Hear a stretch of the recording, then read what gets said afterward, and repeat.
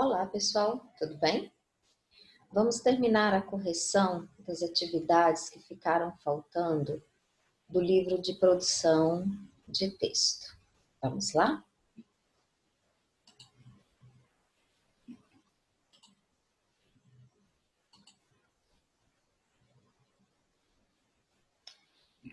A primeira atividade é sobre progressão temática. Quando a gente fala de progressão temática, automaticamente a gente está falando de coesão, de conjunção, de preposição, de advérbios, tá? Então, tudo está ligado para manter a relação entre as partes de um texto, ok? Vamos lá? Questão 1. Leia o trecho a seguir. Sherlock, o primeiro detetive. Sherlock Holmes e o Dr. Watson são dois dos personagens mais populares da literatura, graças aos 4 romances e 56 contos publicados por Sir Arthur Conan Doyle. A primeira história de Holmes foi publicada em 1887, Um Estudo em Vermelho, e a última em 1927, A Aventura do Solar de Chosgood. Holmes é o protótipo do detetive de raciocínio preciso e original. Sua capacidade de observação e a sua imaginação lhe permitem rapidamente elaborar uma teoria em torno de uns poucos fatos. O Dr. Watson, por outro lado, é seu amigo fiel, e os dois partilharam durante anos o apartamento do número 221B de Baker Street, em Londres. É ele o narrador de quase todas as histórias em que Holmes aparece. Letra A. No primeiro parágrafo do texto, foi apresentado o tema com base no qual o texto se desenvolve. Identifique esse tema. Então, o tema são os dois personagens, Sherlock Holmes e Dr. Watson. Tá? B. De forma geral, um parágrafo costuma resgatar o tema tratado no anterior e ampliá-lo, apresentando informações novas. Que informações são resgatadas e quais são novas no segundo parágrafo? Então, no segundo parágrafo, resgatam-se os dois personagens mais populares da literatura e ampliam-se as informações sobre ele. Então, o primeiro parágrafo apresenta os dois personagens, no segundo parágrafo a gente resgata esses personagens e traz mais informações sobre eles.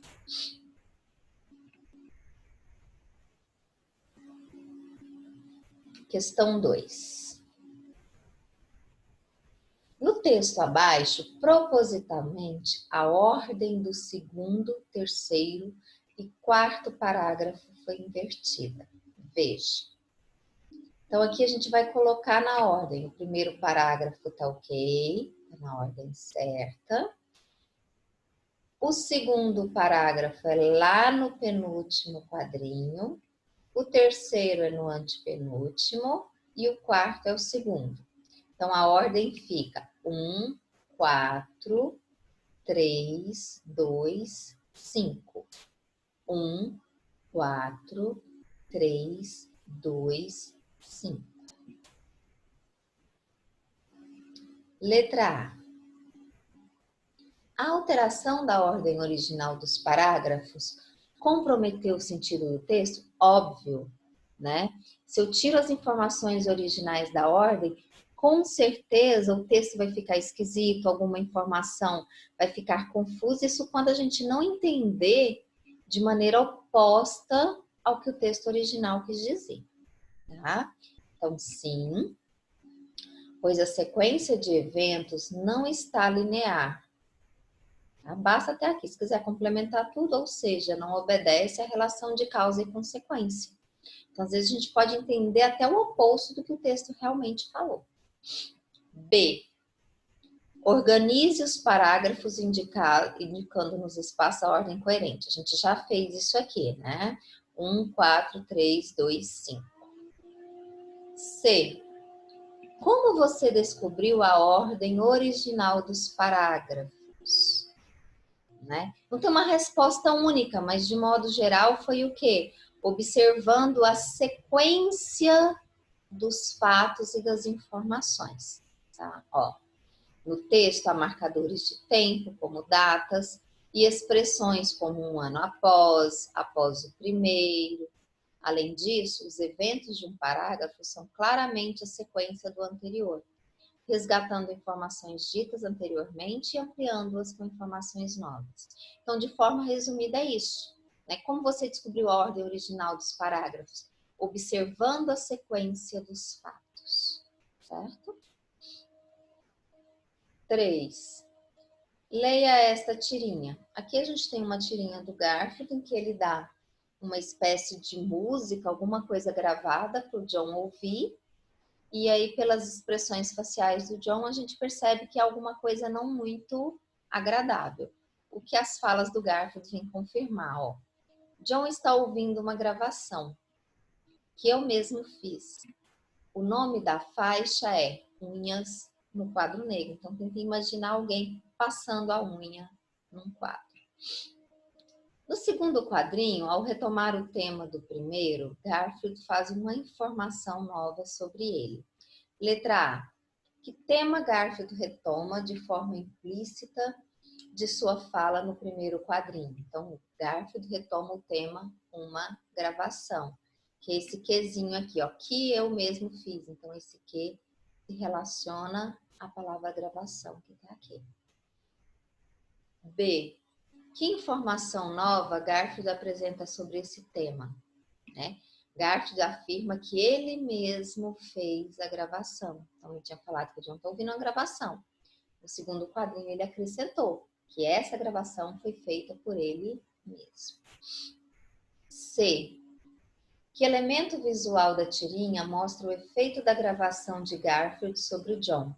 Explique por que isso ocorre.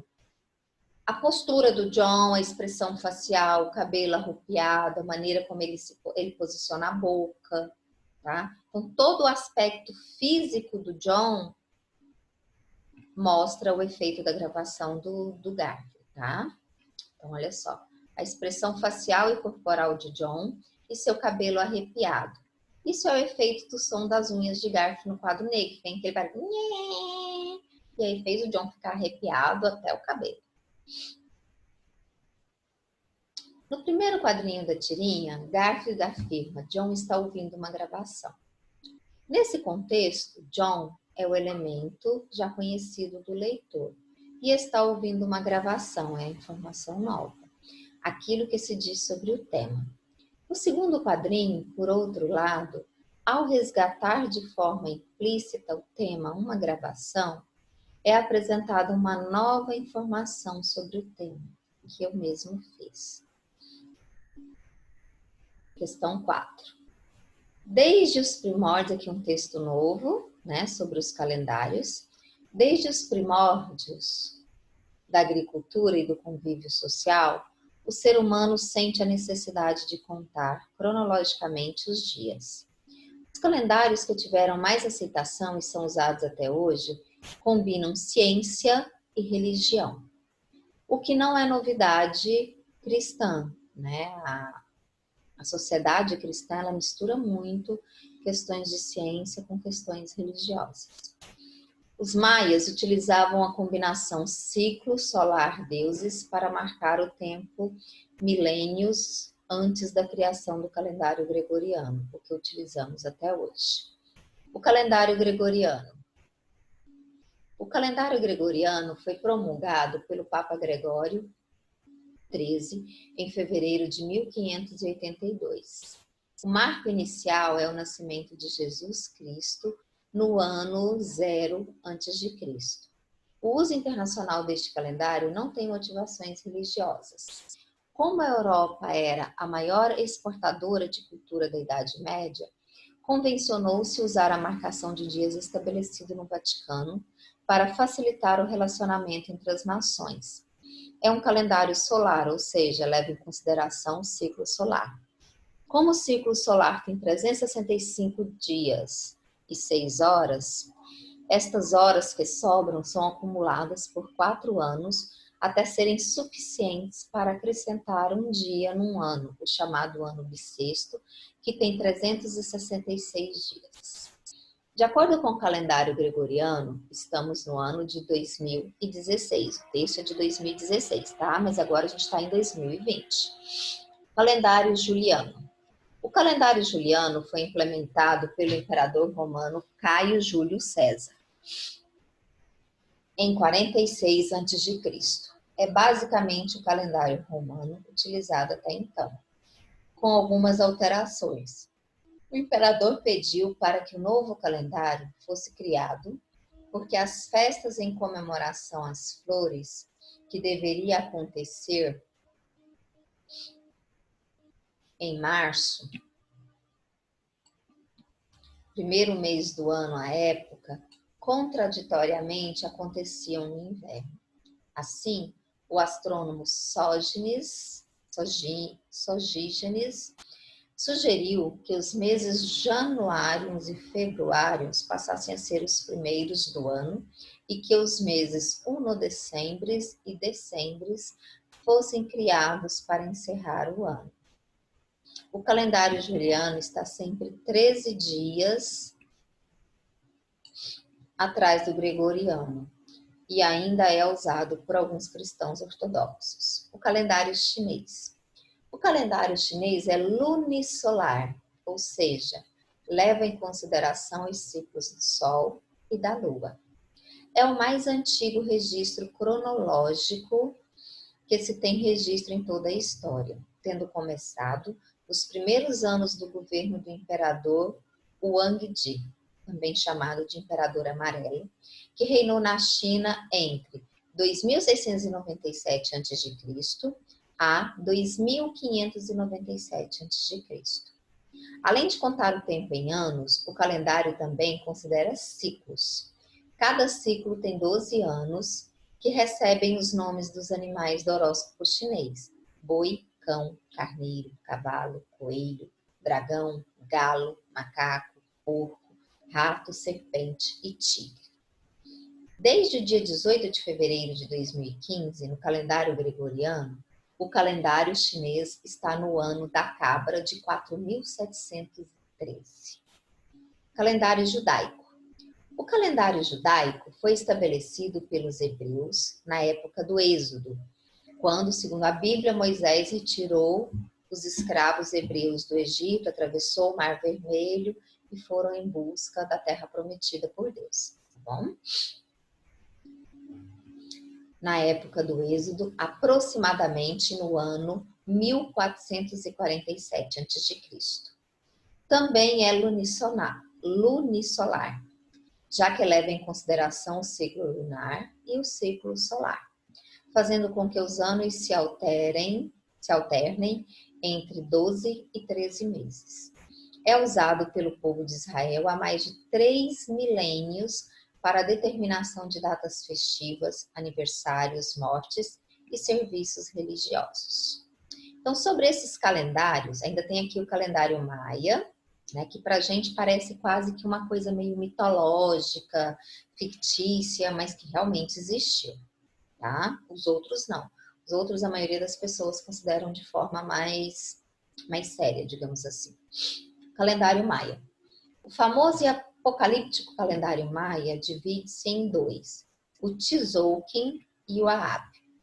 O Tzolk'in é um calendário de 260 dias divididos em 20 meses, utilizado para marcar rituais e datas festivas ou religiosas. O calendário Ahab era utilizado no cotidiano maia, além de servir para marcar as estações para uso na agricultura. Era composto por 18 meses de 20 dias e um período de 5 dias conhecido como o Ayeb, em que os maias acreditavam que os portais entre os mundos dos vivos e dos mortos se dissolviam e toda sorte de coisas ruins poderia acontecer. O Ahab ainda é utilizado por algumas sociedades maias modernas no interior da Guatemala. Letra A. No primeiro parágrafo, foi introduzido o tema em torno do qual o texto será construído. Que tema é esse? Os diferentes calendários. B. De que forma as demais informações do texto se relacionam com o primeiro parágrafo? As demais informações vão falar sobre cada um dos calendários citados no início, tá bom? C. Com que função são apresentados os intertítulos do texto? Para organizar e dividir o tema, ou para organizar e dividir os tipos de calendário, pode ser também, tá bom? D. Que tipo de informações são apresentadas sobre cada um dos calendários citados? A contextualização histórica, né? E o funcionamento, ou seja, contextualização histórica. Quando eles foram criados, por quem, em que lugar, tá? E o funcionamento, se eles funcionam de acordo com a Lua, com o Sol, com os dois, quanto tempo dura esse calendário, se é dividido em anos, quanto tempo dura cada mês e assim por diante, tá? Então, as informações apresentadas seriam a contextualização histórica do calendário e o seu funcionamento, tá bom? Ok, agora nós vamos lá para a página 76.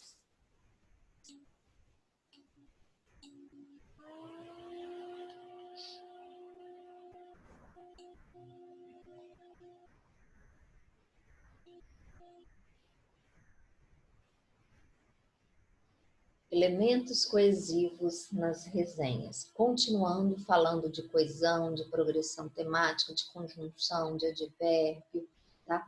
Tudo que garante a boa contextualização e a boa ligação entre as ideias de um texto, ok? Então, elementos coesivos nas resenhas. Releia alguns trechos da resenha das páginas 67 e 68. Olha os trechos. O monstro acompanha o design de produção sombrio, em viés diverso do Tim Burton, afastando-se do carisma e da simpatia de Groot, Guardiões da Galáxia, visualmente similar, e de BFG, o Bom Gigante Amigo, funcionalmente semelhante. Então, a gente tem aqui visualmente e funcionalmente. As duas palavras estão em destaque. B. Não é esse o caso de 7 minutos depois da meia-noite. Extremamente triste e sem concessões do gênero drama. Então, aqui destacou-se extremamente. C.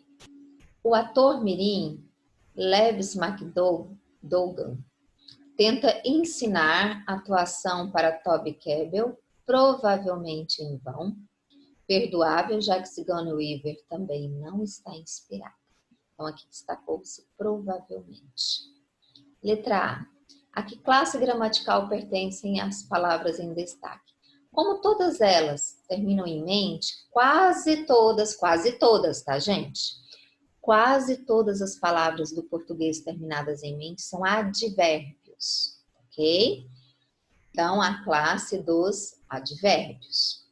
E quase sempre os advérbios terminados em mente são advérbios de modo. A gente vai ver aqui que nem sempre. B. Que sentido cada uma dessas palavras transmite no contexto em que foram empregadas? Então, visualmente e funcionalmente, dão sentido de modo. Ó. É o modo como o design foi produzido. Tá?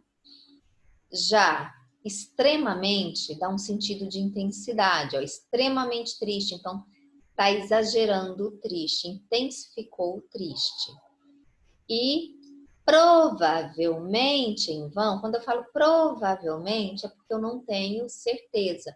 Então, traz uma ideia de dúvida. Então, visualmente, modo, extremamente, intensidade, provavelmente, dúvida. C.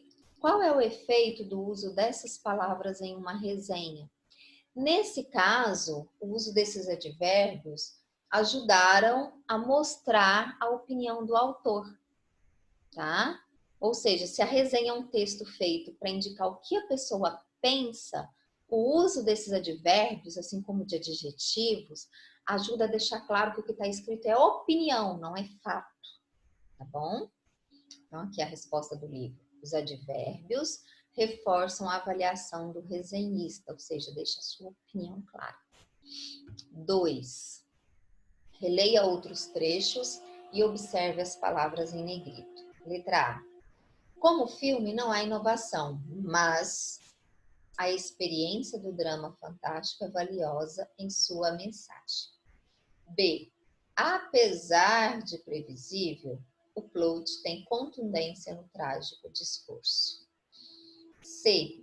Ostenta penteado e maquiagem condizentes com uma pessoa naquele estado de saúde. D. O andamento das conversas tem consequências ruins para a vida de Connor. Todavia, são elas que permitem a ele lidar com os desafios. Letra A. A que classe gramatical pertencem essas palavras e expressões que foram destacadas aqui, ó? Todavia, apesar de, mas, e, tá?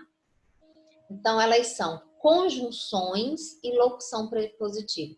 Todas são conjunções, mas, e, todavia. E o apesar de é uma locução prepositiva. B. Essas palavras conectam partes do texto e estabelecem uma relação de sentido entre elas. Explique, completando o quadro a seguir, a relação de sentido que expressa cada uma dessas palavras ou expressões. O mas dá a ideia de oposição.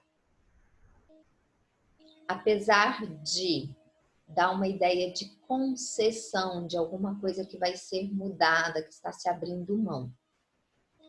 E a ideia de adição ou de soma. E o todavia também traz uma ideia de contradição, de oposição. C. De que forma as conjunções contribuem para a construção da argumentação em uma resenha?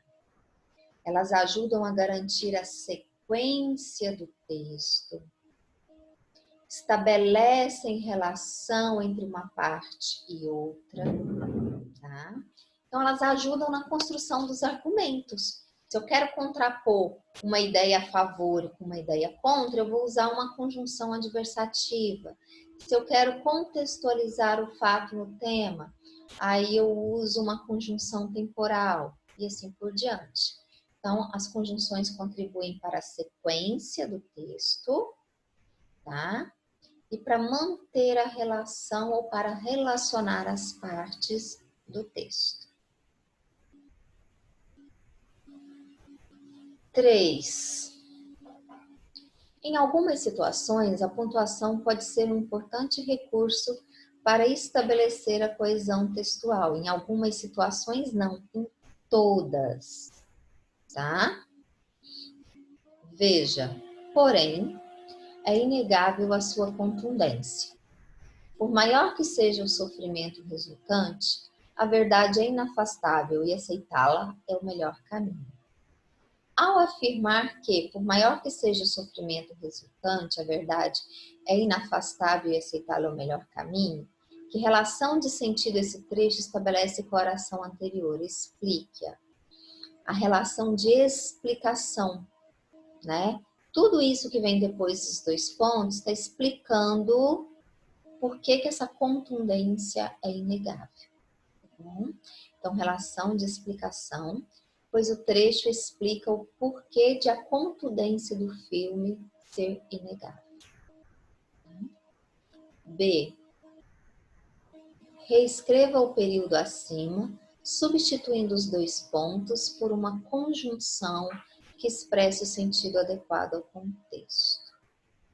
Vocês vão trocar os dois pontos por pois ou visto que. Pode ser um porquê também, tá bom? Pois, visto que ou porquê. E aí a frase ficaria: porém, é inegável a sua contundência, pois, por maior que seja o sofrimento resultante, a verdade é inafastável e aceitá-la é o melhor caminho. Bom, com relação à apostila de produção de texto, é isso, meninos. Ficamos por aqui.